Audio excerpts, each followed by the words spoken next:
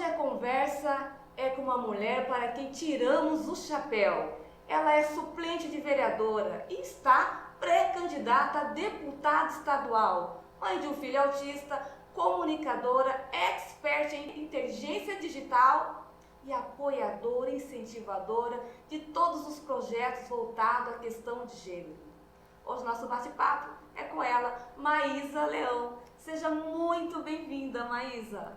Muito obrigada, estou muito feliz de estar aqui e amei a apresentação. Fiquei muito feliz. É tão bom quando a gente vê a percepção das outras pessoas sobre nós e quando ela se parece com aquilo que a gente acredita, a gente fica feliz. Isso eu falei pra você, não venha correndo. Isso venha mesmo. Tranquila, venha com calma, porque precisa, Mato Grosso precisa da Maísa Leão inteirona, né? Ai, que linda. Obrigada. E é importante quando a gente se depara com alguns resultados, porque a luta é muito grande. Em todas as áreas militantes, na questão mesmo do autismo, na causa da mulher, como você como suplente, como vereadora, para políticas públicas, enfrentar essa máquina pública para que consigamos realmente efetivar ações legítimas é muito difícil. Queria que você contasse um pouquinho da sua luta como suplente de vereadora. Olha, é muito difícil mesmo. A gente estava até conversando aqui nos bastidores, né? Quando a gente vai para o público, a gente percebe que é muito engessado, que existe muita gente falando, pouca gente fazendo. Então eu tive a oportunidade de assumir por 60 dias, apresentei 12 projetos de lei, aprovei 7, tive um mandato que muitos chamaram de tsunami, porque eu tinha pouco tempo, então eu precisava provar que vim. E eu via que aquele meu desespero por trabalhar e por fazer um pouco que assustava as pessoas. Calma, Sim. Vamos devagar, não é assim. Mas assim, as causas são urgentes, né? Quando a gente fala sobre autismo, o tempo é urgente, porque a infância de uma criança passa e se ela não tiver terapia, acabou. Você olha o câncer, que é uma das minhas pautas também, o câncer não espera, a gente fala muito isso na APOC, na associação que eu sou cofundadora. Então eu entrei na Câmara de Vereadores com uma urgência que a gente não costuma ver no setor público. E eu acho que essa urgência representa as dores das pessoas que esperam do agente político, né, trabalhar e representar, porque a gente está um pouco cansado do ano que vem, o novo projeto. Então a minha sensação foi que a política precisa de mais urgência. Eu gostaria que você falasse um pouquinho, pelo menos, de uma delas que você conseguiu implantar com êxito, que está funcionando. Então, a gente conseguiu implantar a lei que leva para as escolas o estudo da Lei Maria da Penha. E como eu fui muito incisiva nessa semana quebrando o silêncio, ela foi executada no ano que eu estava lá, que foi 2021. Então, assim, é um tempo recorde, porque normalmente você aprova um projeto de lei e ele leva anos. Aquela história da lei que não pega, então não basta aprovar, a gente tem que cobrar. Esse da semana quebrando o silêncio, ele já foi executado pela Secretaria da Mulher na época, eu fiquei muito feliz. Outros projetos, na época das vacinas, né, eu aprovei o projeto da prioridade de vacina para as gestantes, puérperas e lactantes. Esse foi um projeto que entrou reprovado. Todo mundo falou para mim no corredor, Maísa, esse projeto não vai passar, não adianta. E as gravidinhas, as lactantes muito preocupadas em passar a Covid para os filhos, me paravam no corredor. Eu falei, gente, não existe guerra perdida antes de acontecer, vamos para a guerra. Vamos juntas. E as mães, as mulheres, os maridos, todo mundo entrou na live, isso é importante. A gente transmite as sessões pelo YouTube, mas muitas vezes tem o quê? 12 pessoas. Nesse dia levamos 680 mulheres. Uau. E daí aprovamos um projeto que entrou reprovado e elas conseguiram vacinar logo 2 semanas seguintes, já começou a vacinação. Seria salvando vidas, porque ninguém sabia até então quais eram as consequências da Covid e a vacina era a única resposta, né? Exatamente. Então, assim, essas pautas urgentes, elas não podem esperar a morosidade. Então, eu acho que eu levei um pouco isso. Eu tenho uma pauta que eu aprovei, que essa ainda não está sendo praticada, mas que eu ficarei no pé. Porque ela foi... O projeto passa, né, por uma aprovação na sessão, aí depois ele vai para o prefeito vetou. Eu já não era mais vereadora, eu fui lá para derrubar o veto, derrubamos o veto e aprovamos o fluxograma da jornada do autista. Esse é o projeto do meu coração e ele deveria acontecer para todas as doenças crônicas, síndromes, espectros, por quê? A pessoa vai viver com isso o resto da vida ou por um período longo. Esse fluxograma obriga que o gestor coloque uma aba no site oficial da prefeitura e aí eu, mãe de autista, vou lá e clico, fluxograma do autista, e lá tem que ter endereço e telefone de todas as unidades que atendem o meu filho. Então, E essa publicação ela E a é rede, importante demais. É informação, né? exatamente. E a informação para o fiscalizador fiscalizar também. Sim. Porque às vezes a prefeitura fala assim, temos 3 psiquiatras, eles estão aonde? Eles atendem quem? Como é que eu faço para entrar na regulação desses 3 psiquiatras? Temos vários fonoaudiólogos, cadê? Onde elas estão? Onde eles estão, que nós, mães, não estamos encontrando nas unidades. Então, o fluxograma, ele obriga a transparência, que é o mínimo que a gente espera, né? E a informação, porque você disse bem, a mãe fica com aquele bebê ou com aquela criança percorrendo uma série de instituições que dizem não é aqui, nós não temos estrutura, você tem que procurar tal departamento, ela não sabe onde localiza, e com aquela maratona e a criança desassistida crescendo. Realmente é desesperador, é a rede que tanto nós falamos de apoio que precisam ser instaladas tanto na causa da mulher, quanto a questão do negro, quanto a questão do autista, né, que são as minorias que precisam ter visibilidade na sociedade. Né? Eu vejo que além de ser desesperador, ele é violento também, né? É uma forma Sim. de você violentar uma família, uma pessoa, né? Essa coisa de ficar perambulando no desespero, aonde eu vou. Nossa, maravilha. E ela isso... tem a dor da criança, né? Sim. Então ela já está com a consciência dela conturbada em função daquela dificuldade. Então as orientações que não têm nenhum tipo de clareza, ela continua se sentindo culpada, porque o maior sentimento que eu queria conversar um pouco sobre você não é ter um filho autista, porque a primeira sensação é de que eu errei em alguma coisa, né? Os pais, eles têm essa sensação, onde eu errei. Isso varia muito, né, de família para família. Tem famílias que demoram muito tempo no luto do filho idealizado, né? Tem famílias que já superam mais rápido, mas eu acho que em especial para a mãe, eu falo muito isso para os neuros pensarem uma nova forma de diagnóstico, porque a primeira pergunta que fazem é como foi a gestação? E essa derradeira pergunta diz para essa mãe, o que você fez de errado nessa gestação? Exato. Que o seu filho se tornou autista. E eu estudando, porque mãe de autista acaba virando especialista, e eu estudando, eu compreendo hoje que, assim, é um transtorno do neurodesenvolvimento que tem um cunho hereditário. Então, não é a gestação em si que vai fazer com que uma criança se torne autista. E isso precisa ser falado para as mães, especialmente, porque elas se sentem culpadas. E muitas vezes essa gestação foi num período turbulento da vida. No meu caso, por exemplo, foi um período do meu casamento em que nós, hoje estamos 19 anos casados. Na época a gente estava passando por uma crise financeira, crise emocional, crise de várias formas. Então foi uma gestação conturbada. E todas as vezes que eu tinha que contar essa história, era como se eu dissesse assim, foi assim que eu tornei meu filho autista. E não é verdade. Ele, se não tivesse o cunho genético, ele não se tornaria autista somente por uma gestação perturbada. A gestação, ela influencia toda a vida do indivíduo, mas ela não é determinante. Existem vários fatores. E sempre recai sobre a mãe, né? Muito mais do que sobre o pai, porque estava dentro da barriga da mãe. Então essa mãe pensa assim, poxa, se eu briguei com meu marido, se eu discuti, se a gente passou por situações financeiras apertadas, por que que eu passei isso pro meu filho? Mas na verdade quem passa é toda a família, é todo o ambiente onde aquele bebê é gerado. Se naquela casa tem um conflito, não importa que o conflito está vindo de outra pessoa, ele vai ser passado para aquele bebê. Mas Pode falar. a prevalência de sinais no sexo masculino, ela é mais visível. Como foi que você percebeu que tinha algo, João, né? Isso. Como foi que você percebeu que tinha algo de diferente no João, que necessitava de uma atenção em especial e você procurou ajuda?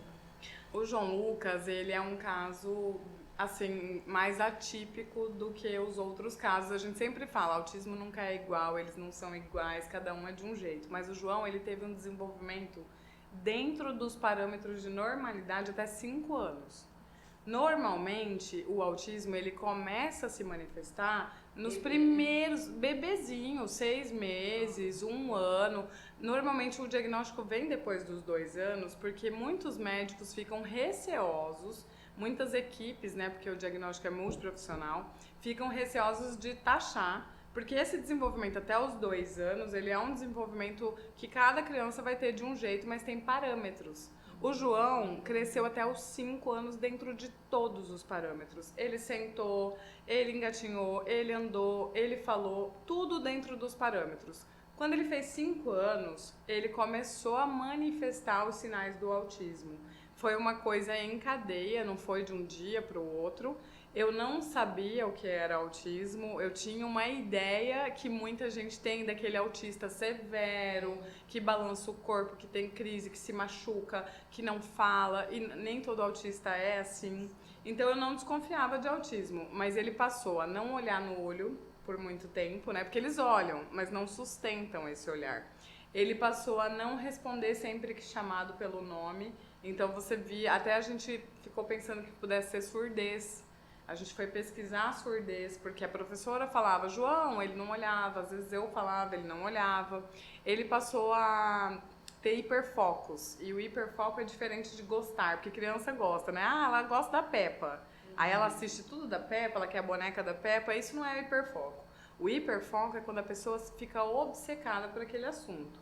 Quando a criança ou jovem só quer aquele assunto e ele se torna ultra especialista, ele decora as falas do personagem, ele descobre quem criou, ele faz associação, tudo na casa é associado àquele determinado assunto. Então o João começou a ter esses hiperfocos. Ele começou a não querer socializar na escola. Então um grande chamariz para nós foi o bullying. Ele sofreu muito bullying. E a gente não compreendia por que ele apanhava na escola, por que ele era hostilizado por outras crianças, o que ele fazia que chamava atenção. E eu vivia na escola com a coordenadora, conversando, porque foi muito sofrido, muito mais até para nós, de vê-lo assim sendo excluído, de vê-lo passando por tudo aquilo. Eu muitas vezes chorei, me desesperei, porque ele era um menino doce e a gente não entendia, mas na verdade o autista, ele tem um modo diferente de ser, que para crianças, jovens e até para adultos é estranho. E a criança é espontânea. Então, uma criança que pratica bullying, ela está dizendo aquilo que às vezes um adulto olha e pensa e não tem coragem de dizer.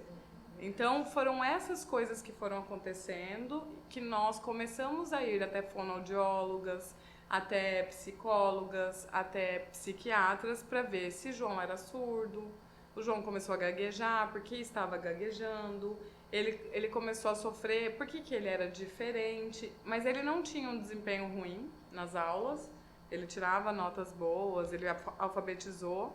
Mas a gente ficava com essa angústia. O que o João tem? E isso durou 5 anos.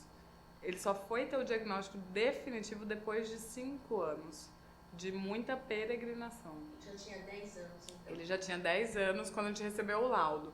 Quando ele fez 8, que eu já estava 3 anos nessa busca, eu já tinha certeza que ele era autista. Então, eu não vivi tanto esse luto.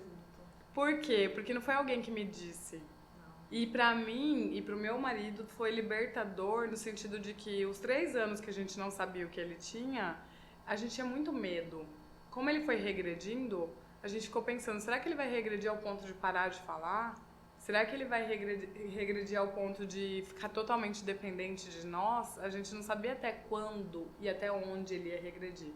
Então, diferente de muitos pais que recebem o laudo e ficam paralisados ali, né, pensando naquele filho idealizado, para nós foi um alívio, porque a gente sabia como ajudá-lo dali para frente. E o Good Doctor, você acha que isso tem ajudado a compreensão de que existe a questão de uma pessoa que é capaz de que é uma série de televisão onde o médico ele é autista? Eu percebo que isso tem trazido uma certa luz, né, para a síndrome, como vista de que é algo que pode, inclusive ele é colocado como um herói ou um anti-herói, né? Apesar de todas as suas limitações. Você sente que hoje há uma compreensão maior ou ainda é muito difícil? Ainda é muito difícil, mas eu acredito que esse tipo de série, esse tipo de conteúdo só ajuda. É óbvio que tem gente que fala assim, romantiza o autismo. Eu não sou muito dessa linha da romantização, não. Eu acho que a gente tem que romantizar o que é romântico e a gente tem que mostrar o que é real, o que é dolorido. Existem, sim, autistas que são como o Good Doctor, que são extremamente inteligentes, que se formam, que conseguem ter um desempenho acima da média, e existem aqueles que têm deficiência intelectual, que não são brilhantes, que não são anjinhos azuis, gêniozinhos, como muita gente fala. Então é importante mostrar que existem os dois.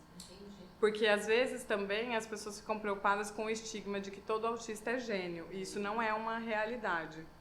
Alguns são superdotados, outros têm uma inteligência acima da média, outros têm uma inteligência normal dentro do que é regular. Toda criança. Exato, e outros têm deficiência intelectual. Esses que têm deficiência intelectual, o desafio é maior. Porque além deles terem o desafio do autismo, que é um desafio de relacionamento, de afetividade, de modo de viver, eles terão dificuldade de aprendizado. E isso vai piorar um pouquinho a evolução para ser um adulto funcional. Porque eu acho que o sonho de todo pai e mãe de autista é ter um filho que seja funcional, que possa escovar o próprio dente, vestir roupa, ter um emprego, ter uma vida sozinho depois de adulto, sem ter que ter um cuidador. Mas assim, eu acho que o Good Doctor traz essa ideia de que como eu posso ajudar, né? Porque às vezes você tem um amigo autista e você fala assim, ele é tão brilhante para uma coisa, mas aí ele é tão difícil para outras. Realmente. Você aprende a lidar, né? Você aprende a lidar. Tem o Atypical também, que é uma série da Netflix, que é muito legal, porque o personagem ele é um pouco mais limitado que o Good Doctor. Ele tem um pouco mais de limitações, então é bem legal para entender o universo da família. Porque às vezes, por exemplo, eu tenho minha filha, Duda, que é uma criança típica. Então, para ela, ter um irmão atípico é dividir as atenções. E às vezes esse dividir as atenções é pesado, né? Porque a outra criança, ela tem desafios, ela tem a vida, né, como todos nós temos, para aprender. Só que o irmão demanda mais atenção. Então, isso afeta também toda a família. Em abril desse ano, ocorreu o segundo seminário estadual, né, sobre o autismo, e eu vi que tinha uma programação bem extensa que não ocorreu porque tinha um painel, acho que sobre saúde e educação, né, que era um debate do Estado, e não foi ninguém. Como que você vê isso? Há uma falta de interesse? O que dá para denotar? Porque a gente fica triste, né? De acontecer isso. Na verdade, eu acho que são vários fatores. O primeiro é que as famílias estão um pouco cansadas de debater apenas. Então, eu vejo um pouco como boicote mesmo, assim, como uma manifestação pacífica de que eu não quero mais ouvir o caminho, eu quero ver o caminho. Então, hoje, eu posso afirmar categoricamente e entristecida que em Mato Grosso, no estado, mesmo cidades como Lucas do Rio Verde, que para mim é um expoente, um foco que a gente tem que ter na educação, que as escolas são incríveis. Hoje não existe 100% de inclusão no ambiente escolar. Então a gente tem uma lei, que é a lei da inclusão, que ampara todas as pessoas com deficiência, e a gente tem a lei Berenice Piana, que é uma lei de 2012, 10 anos atrás, que se fosse cumprida, esse simpósio estaria lotado, porque as famílias estariam ali lapidando processos. Mas hoje a gente não tem o básico. Na cidade de Cuiabá, por exemplo, a gente não tem CAD, a gente não tem uma cuidadora. E essa cuidadora é o básico, ela é o primeiro degrau. Então, eu acho que essas famílias falaram, eu vou lá debater uma inclusão, uma educação, uma pedagogia que não existe nem na base, não vou.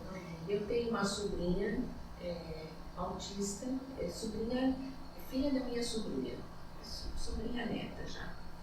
E ela tem muita dificuldade para encontrar uma escola, mesmo as particulares.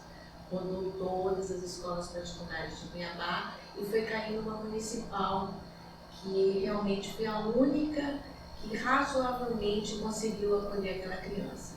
E hoje a menina está muito bem, claro, né, com todas as limitações ainda, parou com os acessos de fúria, essa jovenzinha, essa bebê, ela tinha acessos de fúria. teve algum momento porque ela é adotiva. E a irmãzinha, ela adotou a bebê e ela ficou grávida. Então a bebezinha que nasceu, que era filha dela, elas tinham um ano, mas como a outra tinha limitação, elas tinham a mesma idade. E os médicos diziam que a bebezinha corria risco, porque ela tinha crises de agressividade. Olha, cuidado, ela pode matar essa bebê. Ela não sabe o que ela faz. E hoje está uma menina linda de 15 anos, mas foi uma peregrinação.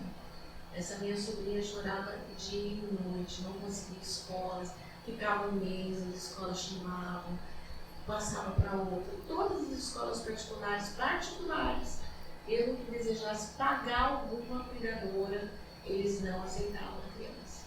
Isso é uma realidade dura, sabe? A gente precisa falar sobre isso porque escolas particulares são empresas, eu compreendo, porém é uma empresa de educação.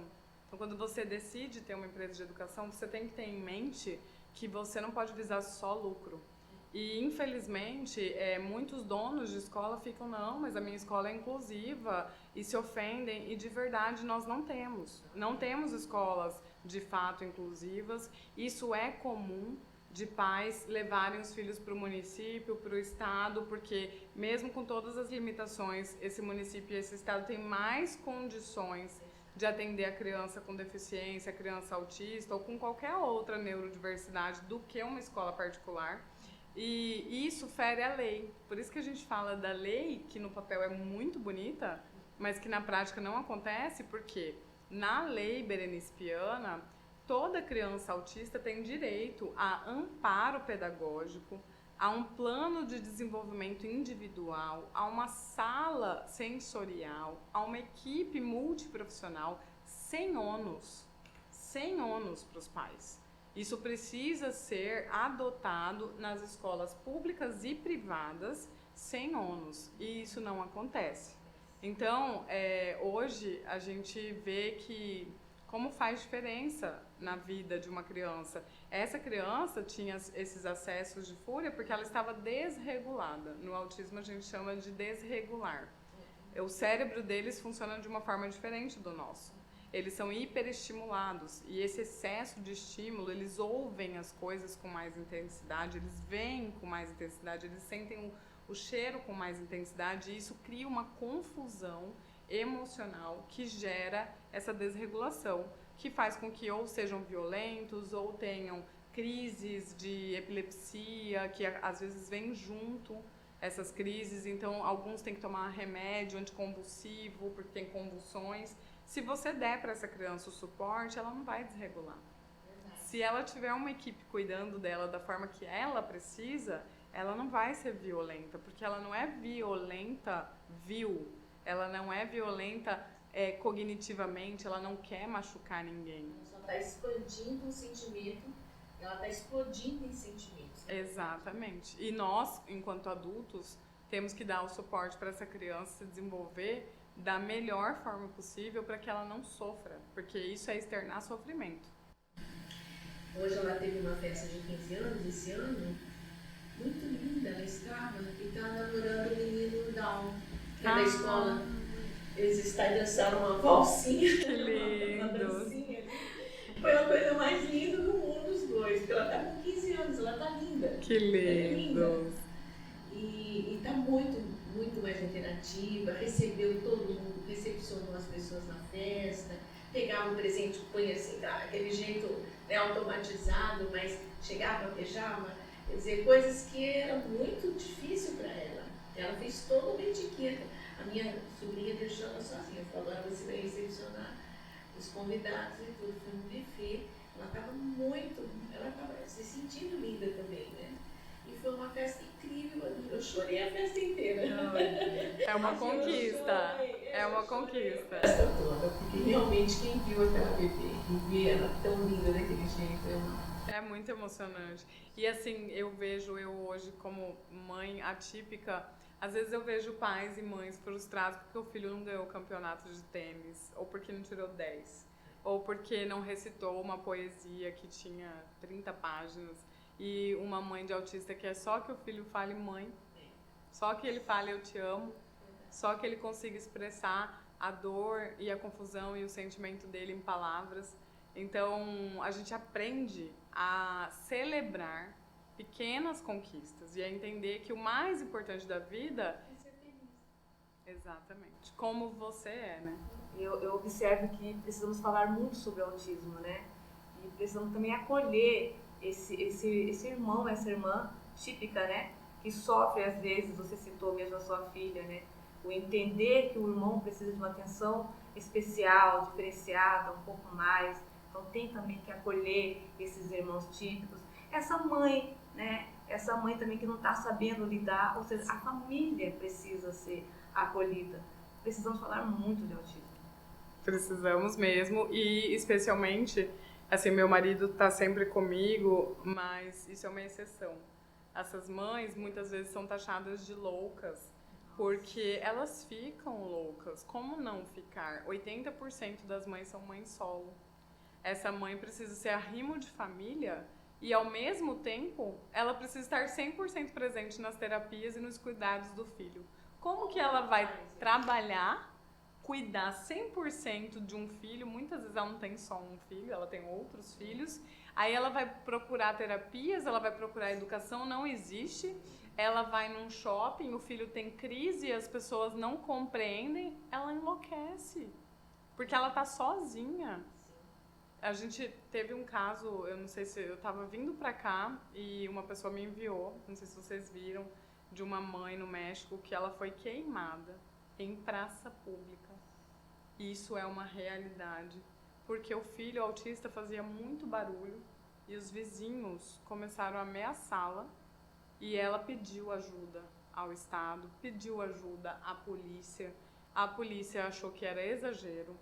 Eles anunciaram, tem pichações no prédio onde ela morava, vamos queimar você, e eles cumpriram. E ela não foi queimada só por essas pessoas, né, que falaram vou queimar você, mas todos esses nãos que ela recebeu, né? Toda a sociedade que virou as costas, toda a sociedade que acha que é exagero, toda a sociedade que fala, essas mães vêm aqui, elas estão loucas, elas estão, e com razão de estar, porque elas precisam ser amparadas por alguém. Então é uma dor e a gente precisa falar sobre isso. Como é que podemos ajudar a associação? Hoje, quem está aqui nos assistindo e quiser realmente ajudar de alguma forma, como que ela faz? Existem doações, algum voluntariado? Como é que funciona? Então, a gente tem o nosso Instagram, que é @amande_mt. O Amande é AMAND _MT.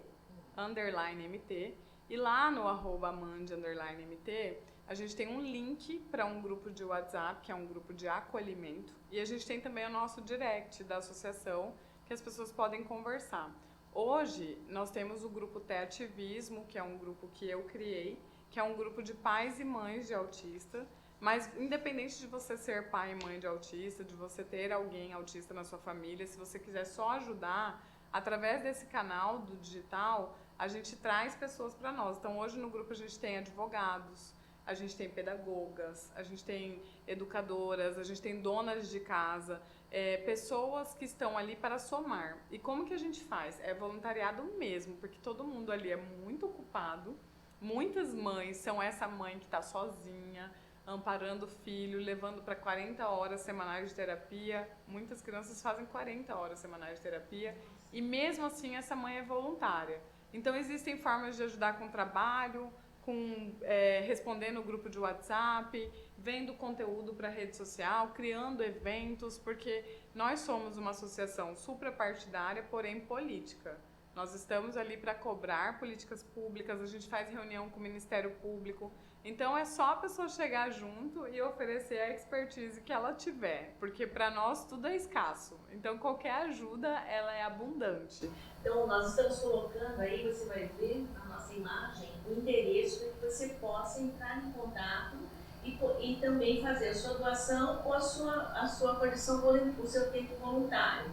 É uma causa importante onde todas as pessoas são necessárias, né? Nós temos um instituto aqui, que é o Instituto Vidas em Ação. Nós vamos nos associar. Sim. E vamos colocar também a nossa possibilidade de apoio, mínima que seja, mas é aquela soma da gotinha do passarinho que põe a gotinha no incêndio, né? É Tá isso fazendo a mesmo. parte dele, né? É isso mesmo. Eu agradeço de todo o coração, porque a gente sempre fala, quando a gente vive em escassez, toda ajuda é abundante. É verdade. E como é que você encerraria hoje o nosso encontro, deixando aqui um convite ou uma orientação para quem está nos ouvindo? Meu convite para todos que estão nos ouvindo é participar, né? Independente de você ter alguém autista na sua família, o autismo é uma realidade. 1 em cada 44 indivíduos são autistas. E por que a gente não vê tantos autistas? Porque nós temos dificuldade de diagnóstico no Brasil. Nós ainda estamos muito atrasados no que concerne diagnóstico. Então, às vezes, aquela pessoa da sua família que ninguém compreende, uma pessoa que a gente chama de difícil de lidar, uma pessoa que a gente fala que é estranha, talvez ela tenha uma condição do neurodesenvolvimento que a torne assim. Então, por que a gente não sai do padrão, dos rótulos? Por que a gente não para de rotular as pessoas e começa a compreender? Então, o meu convite hoje é para que a gente possa se interessar de verdade, compreender, saber a dor do outro que às vezes está ali do nosso lado e a gente não sabe, que a gente vai criar uma sociedade melhor. E para nós foi uma grande alegria conseguir esse contato para que você pudesse compartilhar um pouco da tua história, da sua luta, 12 projetos em 60 dias, né? Foram 12 ou 17? 12 projetos. 12 projetos em 60 dias. 7 aprovados. 7 aprovados com essa clareza e com essa condição. Eu queria parabenizar a tua atuação e falar que realmente nos sentimos muito honrados com a sua presença. Obrigada. Todos os projetos de lei, todas as leis, né, apresentados pela Maísa, tem um deles que eu gosto muito, que é onde cria diretrizes, né, de apoio a mulheres empreendedoras. Porque você dá um curso, até que não é difícil, né, Maísa? Mas e aí? Eu fiz o curso, agora eu sei. Para onde eu vou? Exatamente. Vamos começar, né? Tem alguma linha de crédito para me ajudar a comprar minhas coisinhas e tal? E eu fiquei apaixonada, sabe? Eu acho que isso precisa... Temos até que acompanhar as suas leis, viu? Que elas vieram de encontro realmente à necessidade nossa. Mas antes de terminar, eu queria que você falasse um pouquinho, bem rapidinho, sobre os Somos Digitais. Ah, que lindo! Esse projeto tem muito a ver com os Somos Digitais. Somos Digitais é a minha escola de educação digital, onde eu ensino empreendedoras, na maioria empreendedoras, tá? Mas os homens não estão banidos, não. É que é o foco no coração. Empreendedoras, profissionais liberais, artesãs, a se colocarem nas redes sociais e venderem através das redes sociais. O trabalho do Somos Digitais, ele é muito mais de mentalidade. Eu ensino sobre algoritmo, eu ensino sobre como postar, sobre como fazer vídeos, mas muito mais que isso, eu ensino a mentalidade de se colocar no celular que está na palma da mão de todo mundo para melhorar a renda.